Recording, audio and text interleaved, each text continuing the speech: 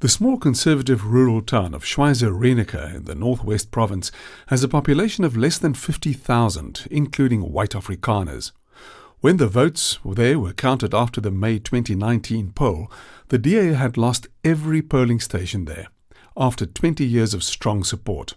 What's more, the loss of some 450,000 votes across the country could be attributed in some measure to the windstorm created from an initial squall there in January, when a photograph appeared on social media showing small children in a pre-primary class at Laerskool Schweizer-Reneke, a multiracial Afrikaans medium school. The facts that later emerged were that 4 Tswana-speaking 5-year-olds were placed at their own table, separate from the rest of the class, to enable the Tswana-speaking teaching assistant to translate the introduction of the teacher, young Ilana Barkhuizen. The picture was taken by another teacher to send off to parents to show them that the children were settling in happily. When, without any supporting facts, the photograph appeared on Twitter as an example of egregious discrimination, the DA republished it with condemnatory statements and factual errors. The DA's youth leader, Luyola Mpiti, announced that he would visit the school where Ms. Barkhuizen, to DA applause, had been suspended as a teacher. She was later exonerated and reinstated, indeed praised for her caring approach. Counting the cost. The affair cost the DA around 5 seats in Parliament. Antjie Dreyer, a staunch Liberal and outgoing party vice-chair, noted, "The Schweizer-Reneke incident was a travesty of justice. The dishonesty of the DA attack on an innocent teacher at school was the final nail in the coffin for the DA among many Afrikaans voters. It has direct influence on the dramatic loss of hundreds of thousands of DA votes in the 2019 general election."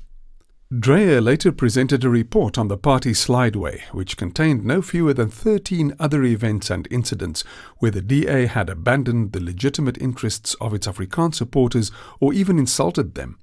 This suggested that Schweizer-Reneke was, in her words, the straw which finally broke the camel's back. Initially, the party appeared indifferent or unconcerned. I was alarmed when I saw how the right-wing Freedom Front Plus was making electoral hay out of the DA's miscue when it launched an aggressive social media campaign around it, and I phoned party chairman Athol Trollip to express my disquiet. He was by then deep in the bunker and drinking of the party Kool-Aid, and he expressed confidence that the issue was a storm in a teacup and that he'd never seen such enthusiasm and party activity on the ground. This on-the-ground enthusiasm had proved elusive when I'd hit the trail on the party's behalf.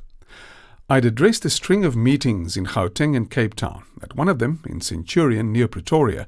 Just 2 weeks before Election Day, I'd been joined by my old political comrade Douglas Gibson, like me, a veteran of many past campaigns and with heightened political antennae. During the Q&A following our speeches, audience members had peppered us with queries and doubts about the party, its standpoints, and even what its offer to the electorate consisted of. I turned to Gibson afterwards and said, "You know that these are not the sort of questions voters should be asking just before Election Day. It seems that many of our people are very doubtful about the party." He didn't disagree. In the aftermath of the 2019 electoral results, in which the DA suffered its first reversal since 1994, the party, led by Athol Trollip, attempted to shield Mmusi Maimane from responsibility. Curiously, for a movement that championed individual rights and accountability, Trollip announced, grim-faced after a federal executive meeting, that the party took collective responsibility for its defeat. Other statements emanating from key operatives spoke of a winning loss in one instance and suggested in another good riddance to its deserting voters.